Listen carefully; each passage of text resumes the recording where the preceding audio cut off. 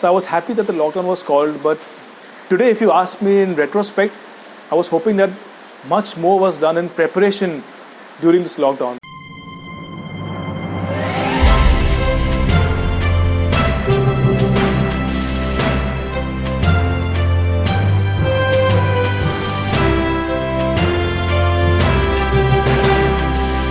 This is the Church on the Frontline with Bishop Alwyn De Silva. My dear friends, welcome to another episode of Church on the Frontlines. We have been listening to people who have got themselves involved during this pandemic. In the church, we have various apostolates. People are involved in the medical field, they are involved in education, and in many other ministries. These apostolates can be or could be for selfish motives, for self-fulfillment. But today we listen to people who are involved in the educational field, who have reached out to the poor and the suffering, to the marginalized during this pandemic. Come, let us be inspired by their lives.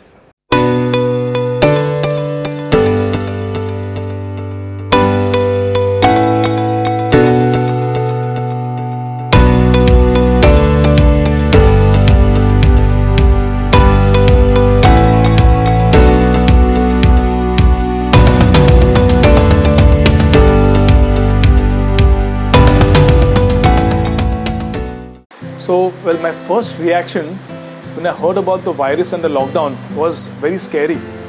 Obviously, we had heard about the virus from many sources, but by the time it actually sunk into our area, it was very scary. As a principal, we were caught between the devil and the deep blue sea because the lockdown was called exactly during the SEC board exams. And I remember we had one paper left and we were in this dilemma whether the paper will take place or not take place. But at the same time, we knew that we had to give priority towards children's health and their safety. If you ask me the honest reaction of children, they were very happy. As in, which child won't be happy if you tell a child that school will be closed? But now when I talk to children, I get the sense of how much they miss school, of how much they miss all of us. And I get the sense of them being constrained in one house, in one place, difficult to express themselves, to play, to exercise. So now they feel the pinch of it. But initially they were very happy that school was called off. It's almost accepted that the new normal will always be classes online. That can never substitute physical teaching in a class. We know that we have to conduct classes online. We've had training, we've had facilities, we've had a lot of hard work gone into preparing ourselves, and now I'm guessing almost all have begun on the platform of online classes and made themselves available to students. Well, we've had mixed reactions from students because students are always happy to be in front of some gadget. They're happy to be in front of a computer or in front of a smartphone. At the same time, going online, there are lots of challenges. From a principal or a school point of view, it's very difficult to take a class online when you can't physically meet children, because teachers, we are so in tune with physically talking to students, when interacting with them. Now when you talk to a screen, it's very different. It's also different in terms of timing, it's different and difficult in learning something new. So I remember initially how teachers had to learn the finer details of certain softwares which they weren't very used to. Many teachers found it difficult to get very tech savvy, have small buttons like the mute or the video to be paused, to allow some child to talk when they were talking their mic. So there were a lot of technical problems that the teachers faced initially. But after a certain amount of time, after certain classes, we've at least, I wouldn't say mastered the art, but we've at least fine-tuned that.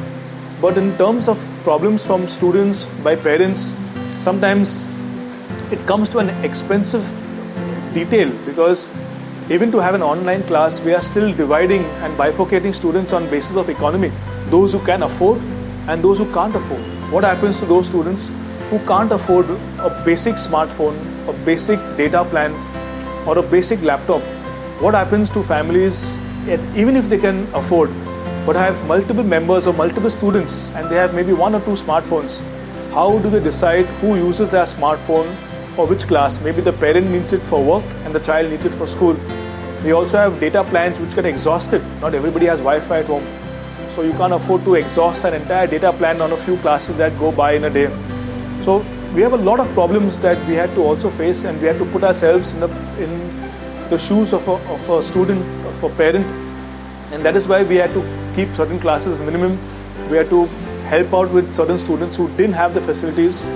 But there were a lot of teething problems in online classes which have now been looked into, and I wouldn't say all of them are rectified, but quite a few have been now solved. The school has also helped out in many other ways. Many of the students from our school come from a lower economic status, socio-economic status, and many of them come from families who have daily wage earners. So we realized immediately that once the lockdown is called, a lot of our students and their families would have certain personal problems. So many of our teachers, many of our staff, non-teaching staff got together and we planned on how we can involve and help our students. So we helped in terms of supporting them on daily basis, like groceries and providing food for certain families, for quite a number of families. We also helped them financially in many ways in terms of medical need. We also try to find certain jobs because many of them have or will lose jobs in the coming days. So we have started a small education forum for them where we've started this platform where those who are looking for jobs can sign up, and if we have contacts and we can set out their CVs, look for jobs for them. And we also had certain ex-students who came and helped out in providing smartphones or helping out in data plans for family members or for students who couldn't afford these things, because we couldn't have that divide where we would have the haves and have-nots. And we also have certain teachers who have started counseling students. So we have passed on our phone numbers to students who are going through some mental trauma and who just want to speak to somebody. And if they are comfortable enough to talk to our teachers, then so many of our teachers are counseling students also on a very personal level. So there are quite a few things that the school has looked into. Education is a ministry. Education is a way of touching children's lives. Through children, we can touch society, and through education, we can touch people. So I believe that our vocation is very important if it's looked as a ministry to bridge the gap between people and problems. Come, join the church on the front line.